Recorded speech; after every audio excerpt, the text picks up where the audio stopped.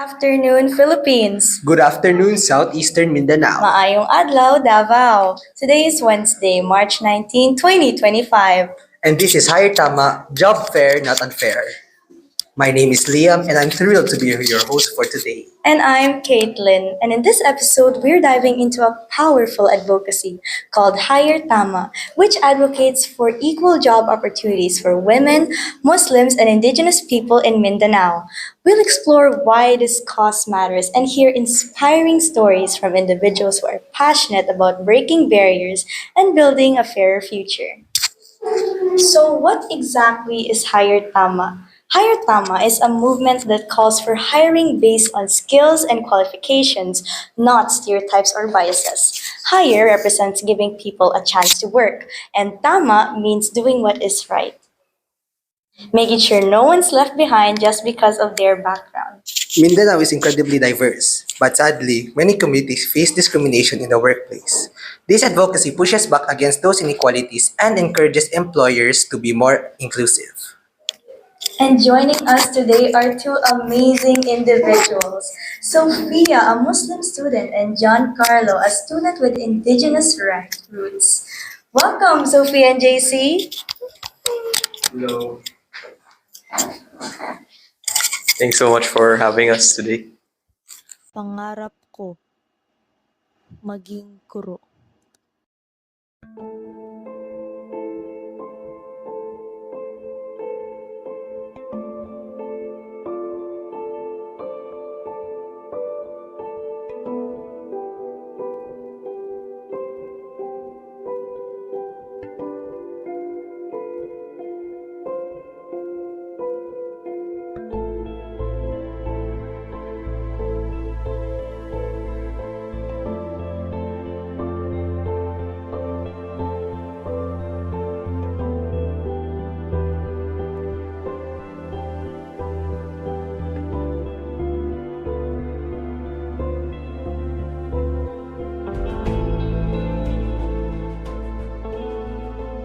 You have impressive qualifications, but we can't hire you because... Because what?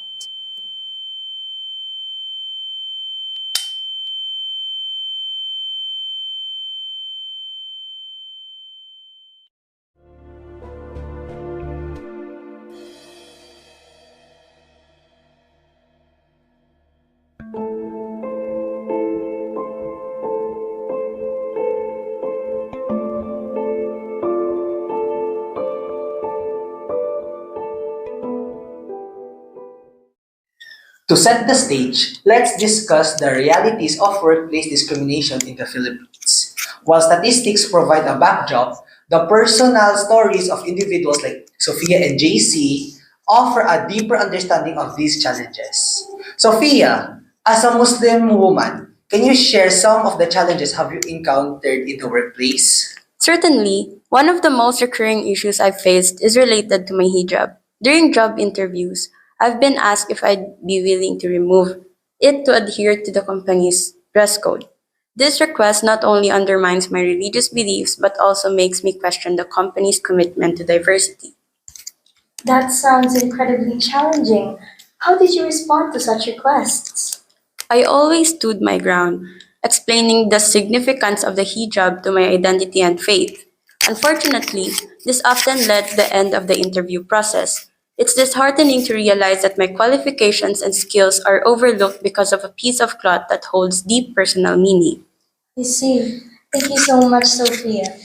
JC, what about your experiences as an Indigenous person? Well, for me, in my community, access to quality education is sometimes limited, which affects our employment opportunities.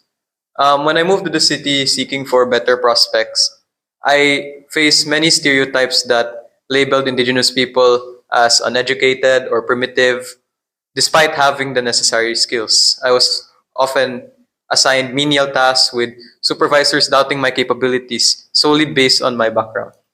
Before we continue, let's talk about what the government has done or hasn't done to address these issues. There are existing laws meant to protect marginalized workers, like the Indigenous Peoples' Right Act or IPRA and the Anti-Discrimination ordinance in some cities. But are these enough? That's actually a good question. IPRA was passed to safeguard the rights of indigenous communities, but enforcement remains weak, especially in employment. Many companies still get away with not hiring indigenous workers or paying them unfair wages.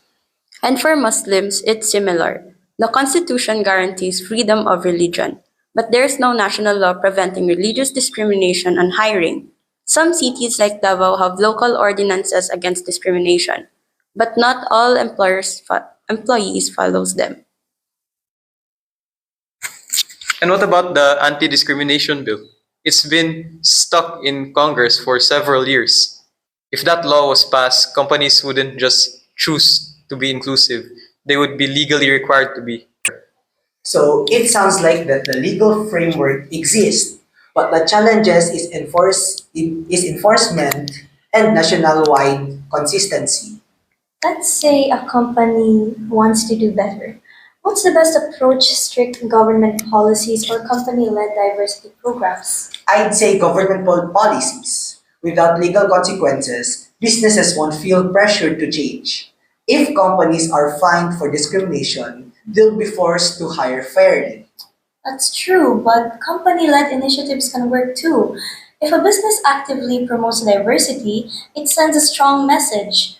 Plus, change happens for faster when it starts from within, rather than waiting for laws to be passed. Why not both? Laws are necessary for accountability, but workplaces are also need education and awareness programs. If hiring managers understood their struggles, they'd be less likely to discriminate. Exactly, and Indigenous representation in HR departments would help too. If decision makers come from diverse backgrounds, hiring practices would naturally become more inclusive. Fair points. It's clear we need a mix of legal action and workplace reforms to truly reduce inequality. So, how did these biases impact your career progression? For me, they created significant barriers. I had to work twice as hard to prove my worth, often taking on additional responsibilities without corresponding recognition or pay. This constant need to validate my skills was exhausting and demoralizing for me. I see. Sophia, beyond the hijab issue, have you faced other forms of discrimination at work? Yes, microaggressions were common. Colleagues would make offhand comments linking Muslims to terrorism, or express surprise at my proficiency in English, as if expecting otherwise. These remarks, although subtle, created an unwelcoming environment. That must have been tough, Sophia.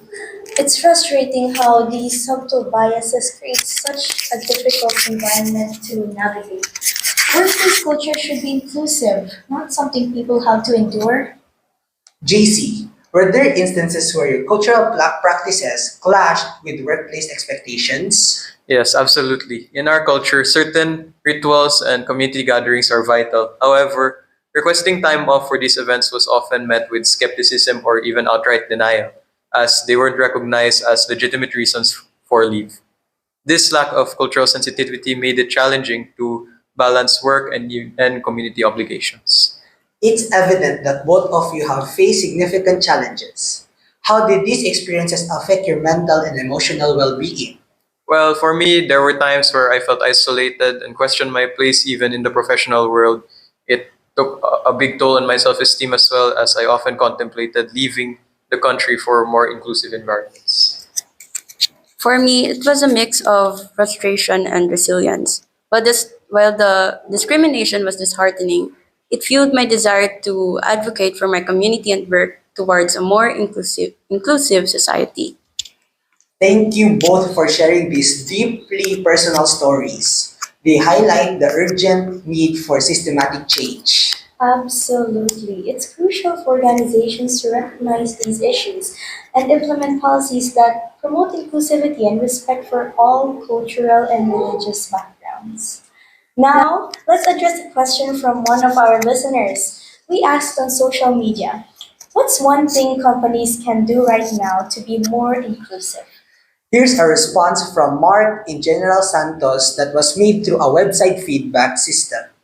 I think companies should remove names and photos in the first round of job screening. That way, hiring managers only focus on skills, not biases. That's actually a great point. Blind hiring, where applications are reviewed without names, photos, or other identifying details, has been proven to reduce bias.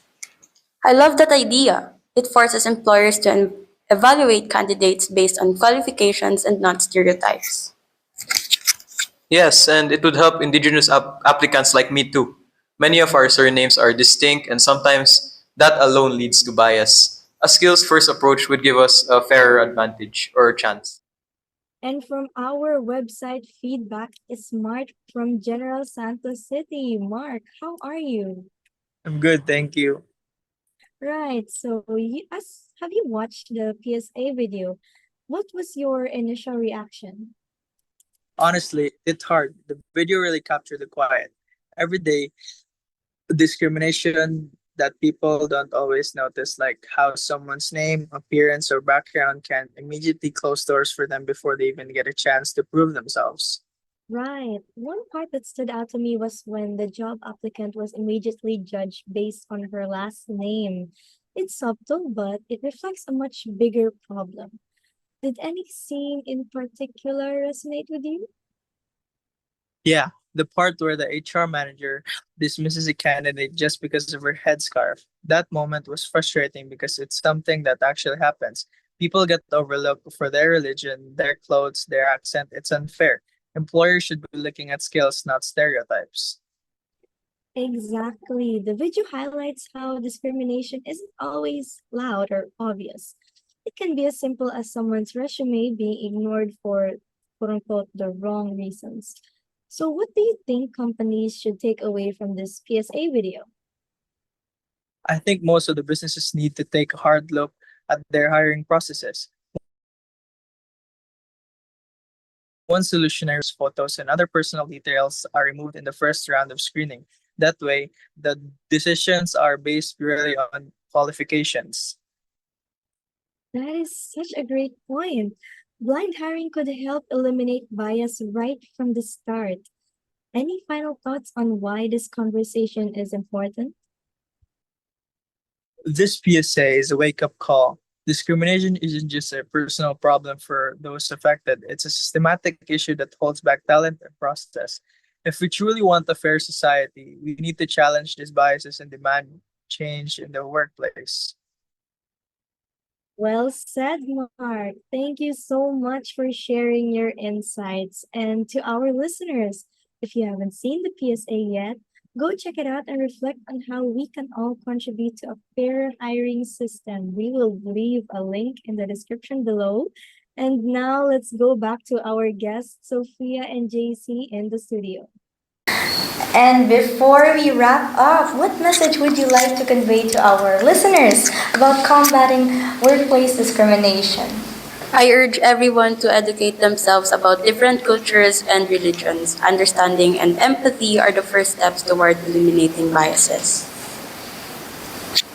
And I too would like to encourage organizations to provide cultural sensitivity training and create platforms where marginalized voices can be heard and valued. Thank you so much, Sophia and JC, for sharing your experiences and insights. And thank you for our listeners for tuning in. Let's remind everyone why this advocacy matters. Hire Tama isn't just a slogan, it's a call to action. We need businesses, lawmakers, and everyday people to recognize and fight discrimination in hiring. Remember, change starts within awareness and action. Whether you're an employer, a student, or someone looking for work, let's all be a part of the solution. If you're an employer, challenge your own biases. Hire based on skills, not assumptions. And if you see discrimination happening, speak up. And as well for my fellow job seekers, don't let discrimination silence you. Keep striving, keep proving them wrong, and most importantly, support each other. Let's push for a workplace where qualifications matter more than appearances or backgrounds. If we all do our part, Hire Tama won't just be an advocacy, it'll become the norm. Remember, Keep the conversations going, challenge biases when you see them, and support fair opportunities for all. Together, we can create a future where everyone gets a fair shot of success.